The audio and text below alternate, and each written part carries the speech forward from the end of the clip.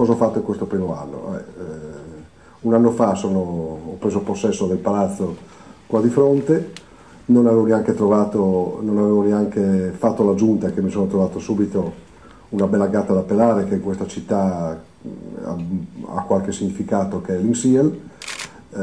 Ci sono state tutta una serie di questioni da gestire immediatamente e poi ho dato corso subito ad alcune indicazioni che erano state al centro della campagna elettorale, il debito per esempio.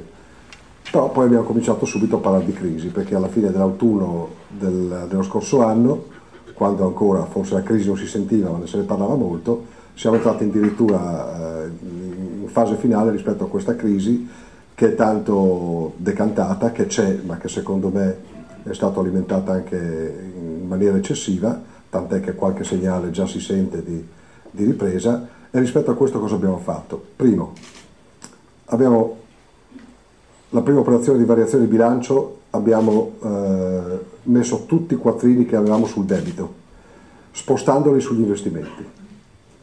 Io la banalizzo così: abbiamo chiuso un conto corrente per la spesa corrente e abbiamo aperto un mutuo per fare la casa. Questo è un po' quello che abbiamo voluto fare. Devo dire che su Friulia, come forse in nessun'altra situazione, avevamo visto giusto, ma non perché non si condivida o si dia un giudizio su ciò che è stato fatto. Chi ha governato Friuli in questi 5 anni ha risposto ad una mission precisa, cioè l'incarico che gli era stato dato era di fare quel tipo di Friulia, cioè una holding che concentrasse in se stessa tutte sostanzialmente le finanziarie regionali e che diventasse di fatto un unico centro di governo della finanza. Giusto? Sbagliato? Noi abbiamo detto che era sbagliato e alcune cose ci dimostrano che è sbagliato. La prima, la più piccola, parlo di Agemont. Agemont è la Friulietta della montagna, se posso fare una battuta. Portarla nella holding ha significato che Agemont non può partecipare ai fondi europei, tanto per fare un esempio. È stata chiusa la Friulia LIS.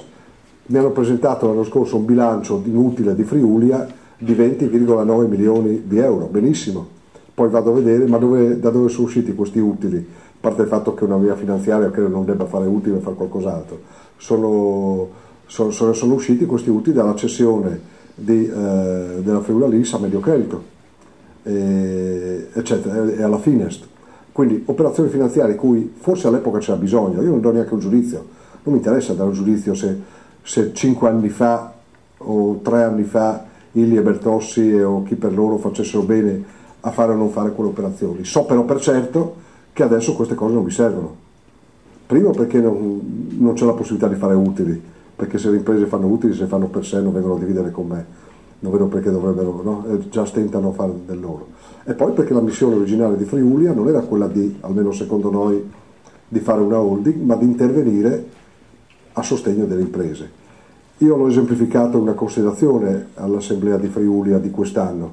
Ho detto vorrei tornare qui il prossimo anno e leggere un bilancio in cui la società Friulia fa meno utili e più partecipazioni.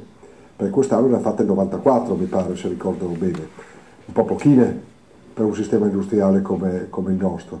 Anche questo ingresso delle banche in Friulia all'epoca, dal punto di vista strategico, cosa ha prodotto? Dice Caligaris, sa cosa ha prodotto? Che le banche spartiscono un po' degli utili alla fine del processo. Non ho mai visto banche che fanno operazioni in perdita io, quindi immagino che anche questi lo facciano per qualche ragione, ed è giusto, è il loro mestiere. Io credo che noi dobbiamo rimpossessarsi. Allora, detta da un liberista, voglio dire, potrebbe essere una contro... Però questo è il momento in cui Obama sta facendo ciò che sta facendo, Tremonti anche, eccetera, quindi è inutile, la Merkel e Sarkozy intervengono pesantemente.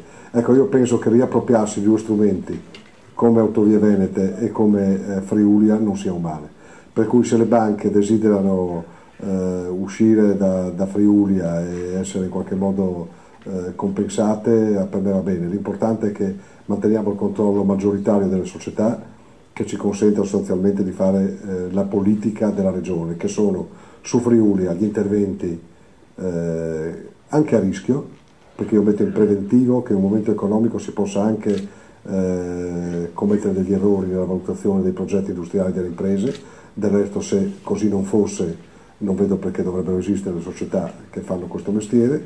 E dall'altra parte un percorso strategico come questo, Autovie Venete deve restare controllo maggioritario assolutamente da parte della regione, perché c'è la necessità assoluta di continuare questo percorso di infrastrutture che è la vera scommessa di questa legislatura, ma non solo, ma anche del futuro della regione.